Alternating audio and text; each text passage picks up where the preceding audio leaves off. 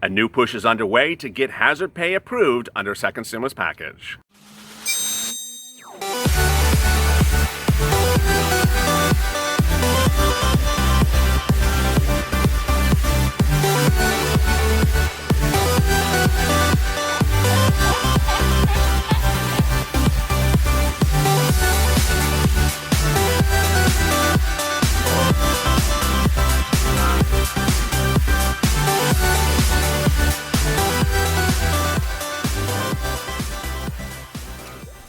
Hey, good afternoon, everybody. Hope your afternoon is wonderful. This is Afternoons with LALATE, and this video is about hazard pay, part of our second stimulus package block in the afternoons to start with a check, hazard pay, FPUC, and rent assistance. Big developments minutes ago about really where is hazard pay heading to. And this is what's very, very confusing and complicated, but I'm here to make it very simple with you. A lot of people lost faith on Monday when they saw the Republicans introduce their second stimulus package, and hazard pay was not in there. They thought their hopes had been dashed. New indications suggest today two things. One, a lot of Republicans don't support the HEALS Act, and apparently the president doesn't support it as well, or is actually contradicting it. Minutes ago, the president came out and talked to news reporters before he got on a plane to head to Texas, and during that discussion, he was asked about the stimulus package, and he said he's doing a lot more than Democrats, especially as to rent eviction moratoriums. He says his second stimulus package will do a lot more to protect Americans for evictions than the Democrats will do. There's only one problem with that comment. He has no eviction moratorium in his own bill. Now, what's very strange about those remarks is it is not just the president who is seemingly not able to keep up to date on his own bill. Steve Mnuchin and Larry Kudlow can't as well. On Sunday, they said the second stimulus package was to include rent assistance and rent eviction moratoriums, but when they debuted the bill on Monday, it was not in there. So what's going on? Apparently, there's a second twist. Many Republicans are not happy with this HEALS bill, or HEALS Act. They apparently want to kick the HEALS Act to the curb. They apparently think that this HEALS Act will ultimately cause the end of their financial career come fall elections, because they think that their constituents are not going to like it. It is not take care of the constituents, they're working Americans in their counties or states, and they think that if they get behind this bill, they could be in trouble come the fall election. It seems almost logical when we're talking about hazard pay. Hazard pay is $10,000 that would go to essential workers who worked during the pandemic. Every elected official has essential workers in their jurisdiction. Those essential workers include people who work the front line, as we often call it, nurses, pharmacists, shippers. Then there's the more obvious professions: Uber and Lyft drivers, taxi drivers, truck drivers. They're in every jurisdiction of every elected official across this country. These are people who really risked their lives when the pandemic started in March and are still risking their lives. And ultimately, when those people go into the fall elections, the fall voting booth, and remember that their elected official did not give them hazard pay, they're going to remember. So apparently a lot of Republicans and Democrats today are saying, hey, you absolutely have to have hazard pay. And Republicans are scared about it. Apparently they're very scared that if hazard pay is not included, it could be a lot of calamity for their party and for their own political future. What makes a third factor really even more fascinating is that you have the HEROES Act, the HEALS Act, the Hatfields, and the Hamburger Bill. I mean, there is literally other bills out there. What am I talking about? Yes. Apparently, a lot of Democrats and Republicans are saying, I got it. You got two mega bills. You got to combine them with my bill as well. And minutes ago, another Republican introduced another bill. Yeah, it's just, you're going to have a dictionary or, dummies, that dummies index, dummies to second stimulus check packages. It's just, we're on 2, we're heading to 5. It's, it's only Wednesday afternoon. We have a few more hours. We have 20 more bills. The newest one came from Mitt Romney, who, of course, as you know, Mitt Romney has a hazard pay bill, which I've detailed extensively on this channel, and he wants his hazard pay bill combined with everything else. Well, guess what? Mitt loves to write, so he's written yet another bill he wants to have combined, and this is called the Trust Act. You know, it stands for something else. The T and the R and the U and the S and the T, it's like a bad Fergie music video. Anyway, the Trust Act would protect Social Security benefits, and he wants that included in his second stimulus package. What's going on is that these Republicans and Democrats, whether it's hazard pay, like Mitt Romney's incredibly well-written, well-thought-out bill, or it's rent eviction moratorium that has there's five rent eviction moratorium bills out there, on top of everything that is in the HEROES Act and the HEALS Act, or not in the HEALS Act. Apparently everyone wants all these things combined. So when you're sitting back and say, darn those people, they didn't include the hazard pay, it's not going to happen. Or some viewers have said, you know, the Republicans don't even want to give us $1,200 as a dependent check. They're not going to give us $10,000 hazard pay. Not necessarily true.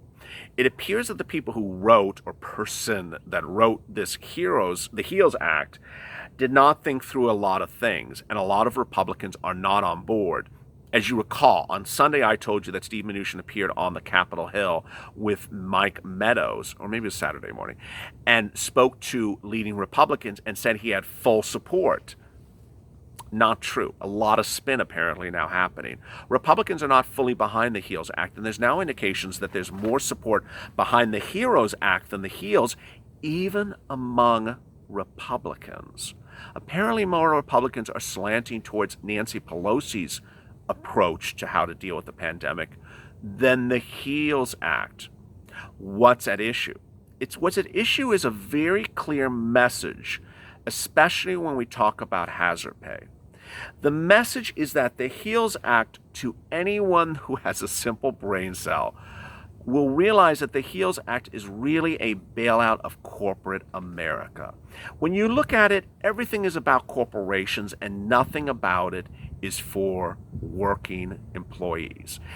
It talks about extension of PPP benefits, which is like the third time we're doing PPP, which is really one of the most inept systems out there that just gives a big check to the business owner who can claim himself as an employee. He can get the check, he can shut the doors, he does not have to keep the doors open, and they're doing it as the shark himself, Kevin O'Leary, said, it's a plan that gives money to zombie dead businesses.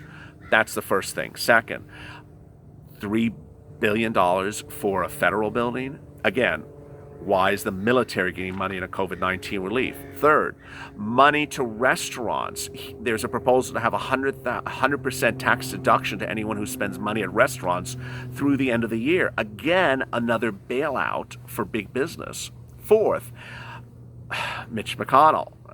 Here we go. He has a provision on there about liability insurance, which is totally contradictory to hazard pay.